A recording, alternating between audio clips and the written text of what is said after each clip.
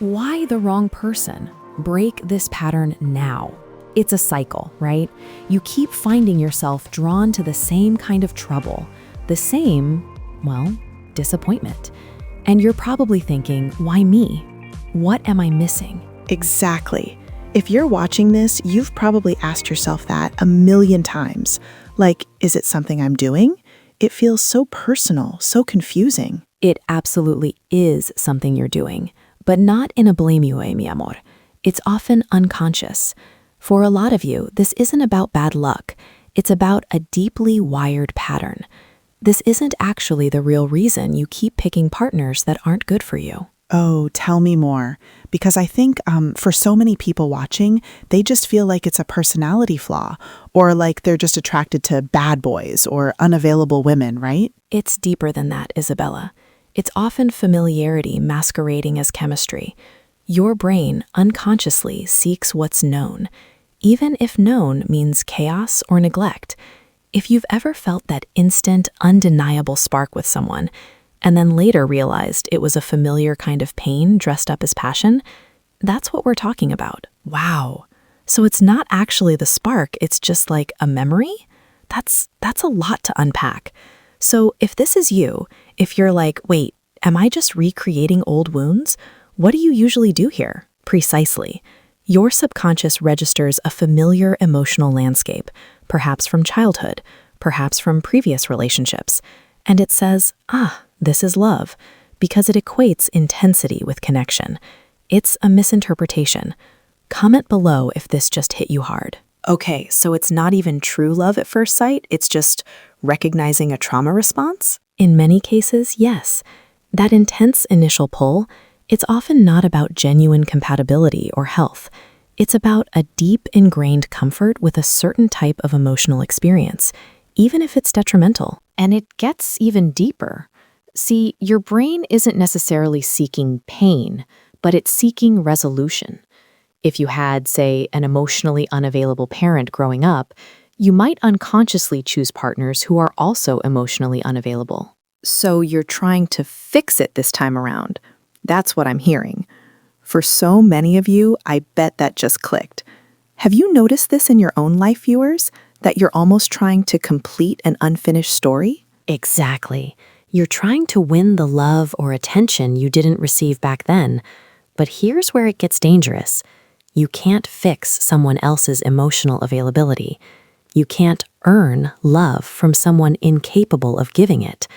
This often leaves you feeling drained, confused, and asking, why isn't this working? But it feels so powerful, right? That urge to help, to make it work, it feels like love. If you've ever thought, I can change them, or if I just try harder, they'll see how much I love them, you know this feeling. Yes, and that's the illusion. That feeling, that intense push to fix or earn, it's often your unresolved past speaking. It's not true love, it's a reenactment. So the core problem isn't the wrong person. It's our own internal blueprint guiding us to them. Like we're the ones holding the map to the wrong destination? Precisely, Isabella. It's an internal map, and it's directing you to situations that feel familiar, safe, even if they're objectively unhealthy. This is where self-awareness becomes your superpower, mi vida. You need to identify that map. Think about it like this. Your subconscious has a comfort zone for relationships. It's not necessarily comfortable because it's healthy, but because it's predictable.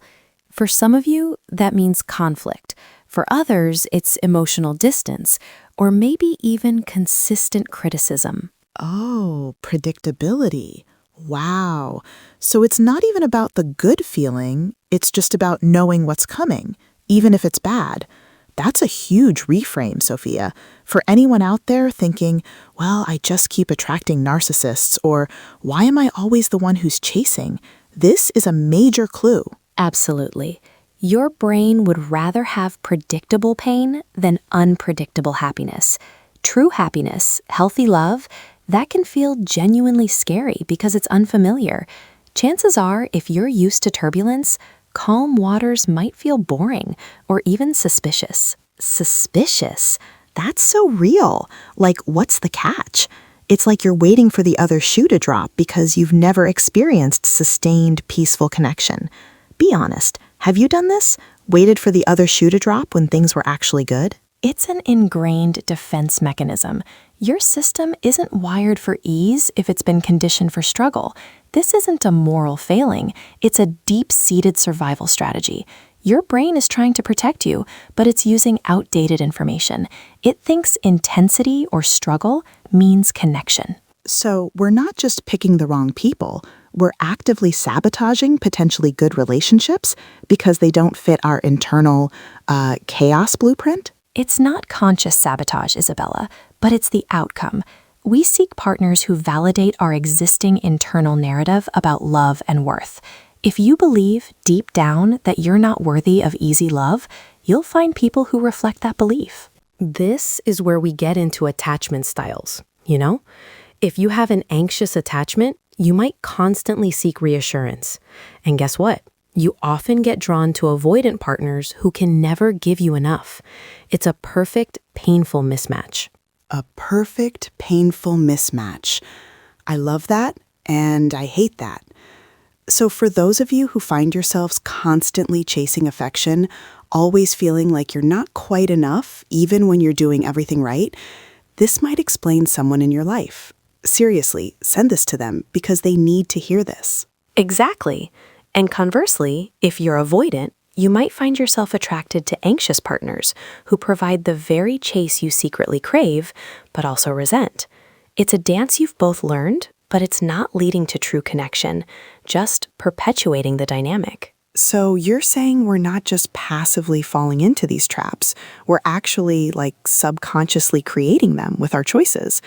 It's like we have a magnetic pull towards what hurts us because it feels normal. Normal, yes, but not healthy.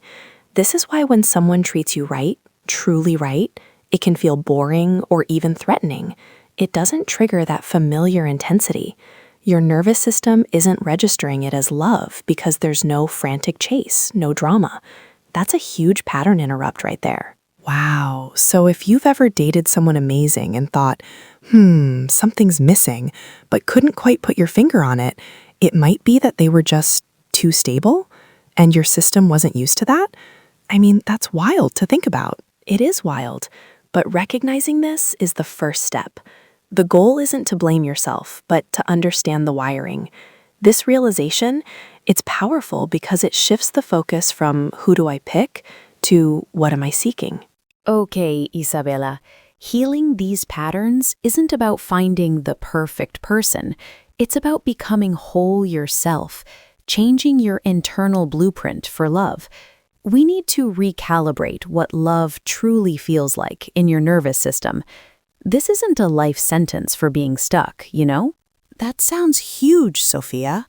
If my brain's hardwired for chaos, how do I teach it to enjoy peace? It feels so ingrained. It starts with conscious observation. When you feel that instant spark, pause and ask, is this genuine connection or just familiar intensity? Then actively choose relationships that feel quieter, less dramatic, more consistent. It will feel uncomfortable initially because your subconscious craves what's known. But every time you choose peace over drama, you're literally rewiring your brain. Like exercise, tough at first, but it gets easier. Wow. So we have to actively seek discomfort for emotional health and question those powerful initial sparks? That's a total mind bender, seriously. It's frustrating to feel stuck in patterns of choosing what isn't the best and healthiest fit, isn't it? But you can break the cycle and have that nurturing, fulfilling relationship. And you've already taken the first step, which is gaining understanding. It's your key to clarity and freedom, your map to peace and truly secure, nourishing relationships. Imagine less stress, more energy, and valuing yourself in connections that actually last. This is about ending self-sabotage, building consistency, and inviting true, lasting love. Stepping away from familiar chaos might feel uncomfortable, but this discomfort, It's growth. It's your opportunity to build a life where you feel loved, respected, and truly at home. You deserve that. If today resonated, hit like, comment your biggest aha moment below, or share this episode. Seriously, bookmark it for when old patterns try to creep back in. Don't miss your next breakthrough. Subscribe to The Good Life Guide on YouTube, Spotify, or Apple Podcasts, and turn on notifications. Next, we're tackling why you ignore red flags early on, essential listening.